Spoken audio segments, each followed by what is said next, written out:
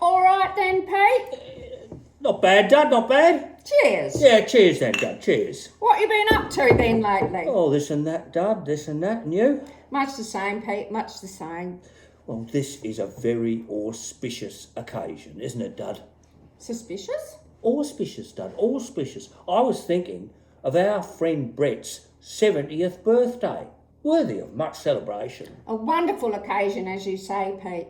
Let joy be unconfined. Let there be dancing in the streets, drinking in the saloons, as the great Groucho Marx once said. Speaking of which, Pete, where is he?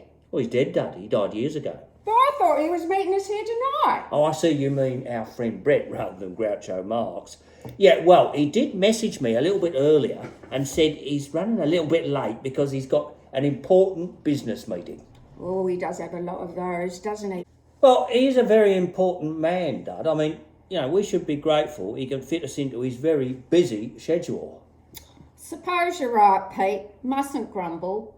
So who's this important business meeting with then? Well, it's with someone called Sir Lachlan Maclean, Baron of the Isle of Ulva. Apparently very interested in investing in Brett's latest renewable concept. What's that then, Pete? Oh, I don't fully understand it, Dad. I think broadly the concept is capturing the methane from cow farts and storing it in a facility largely made from recycled running shoes.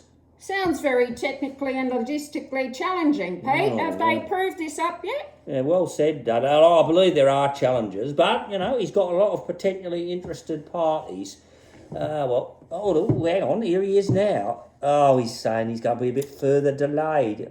Apparently, someone's arranged for him to meet with Rishi Sunak. And then the same person has said, I can also introduce you to Emmanuel Macron. So I suppose, we can understand that he wants to take advantage of those opportunities. Well, you can't blame him for that, Pete. Mind you, I don't know how long Rishi's going to last in the job, given what's been happening in the UK lately. And quite frankly, you wouldn't want to say non to the breaking of a croissant with Macron. Or to a Macron with Macron. Brett's a funny old bugger, isn't he, Pete? You mean his gender fluidity issues? No, not that. You know how he's always banging on about his great idol, Winston Churchill? Oh, spare us. He goes on ad nauseum.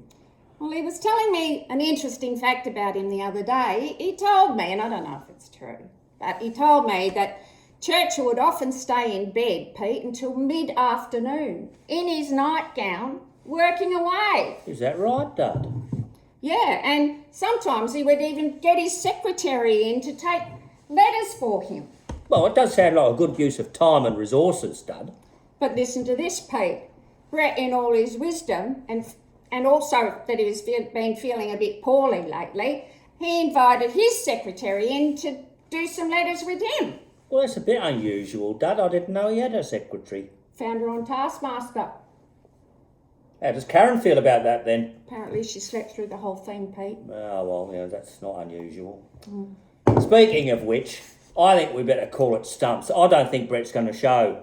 I think the best we can do is wish him happy birthday on his platinum jubilee. Yep. And say, look, we wish we were with you, but whoever you're with, wherever you are, next time fit us into your busy schedule, and otherwise, happy birthday, you old bugger. Happy birthday, you old bugger. Cheers.